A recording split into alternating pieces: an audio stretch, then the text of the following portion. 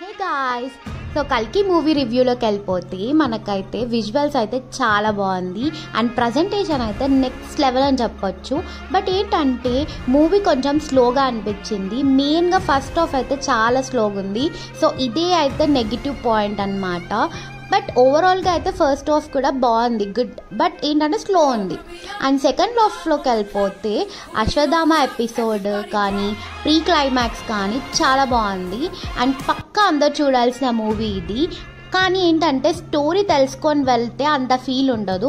So పక్క థియేటర్కి వెళ్ళి ఎంజాయ్ చేయండి. And Prabhas is back to form అని చెప్పొచ్చు ఈ మూవీతోటి. అండ్ ప్రభాస్ గారు అండ్ బ్రహ్మానందం గారి కాంబినేషన్ అయితే చాలా బాగుంది, పక్కా ఎంజాయ్ చేస్తారు. నాకైతే నచ్చింది. మీకు ఎలా అనిపించిందో కామెంట్లో చెప్పండి. Okay, bye.